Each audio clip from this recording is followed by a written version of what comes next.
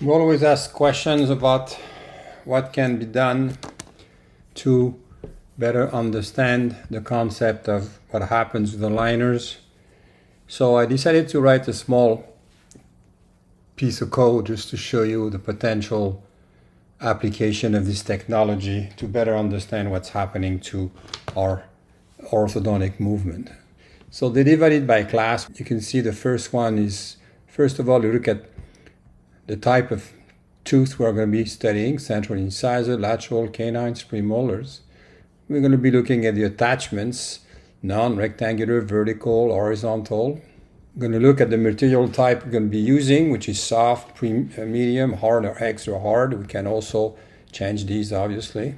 And then we look at the material properties, elastic modulus, the yield strength, the thickness, the stress, the creep rate, the Poisson ratio, which is just showing how elastic and how the material will respond once deformed. If we look at what happens when you apply pressure to a tooth, so the distribution of pressure or force becomes pressure, and these are different pressure points that the teeth are feeling. So you can see that the canine has more in the middle compared to, let's say, a premolar. So these are ratios of pressures that is important to understand. We also look at the area of the tooth by itself. So in square millimeters, you get differences between the central incisor and a canine and a premolar, obviously, and basically the molar is the biggest one. And then we look at degradation of the material. So after a certain amount of days, what's remaining? 70%. What's remaining? The modulus, so that's the strength, and this is the elasticity, 80%. Again, this can be changed depending on the material and more research.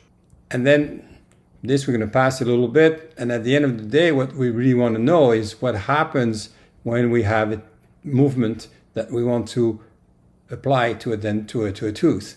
So is it the efficiency rate, maybe 80%, 60%, 50%, torque is 50%. Again, these need to be researched better, but as soon as we get the numbers, we will be able to refine the model into a better system.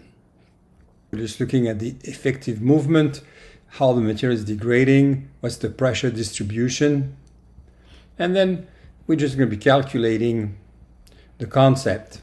And what we do, we look at a force application 100 grams on a canine with a hard material, and we're going to be testing the torque.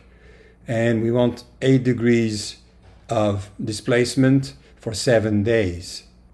And basically what the computer will do, which is, this is the code, and this is the terminal, or this is what the computer will be calculating for us, and it gives us the result. So the effective movement is 4 degrees, which is about 50% built into the system. And you have the cervical, middle, and apical pressures, and the degradation rate is 89% and 82%. So the remaining is 82% and 89%, depending on the material. So this, you have immediately the idea of what's going on. Obviously, this is just the first try, and it's not really applicable, but with a bit of engineering and a bit of computer science and some data, I think we could use this to predict a little bit better what's happening with typical tooth movement we are using, depending on the type of attachments, which is right here. So this one was with a rectangular attachment. We could use with different attachments, different size, and then we could improve the code even further. Thank you.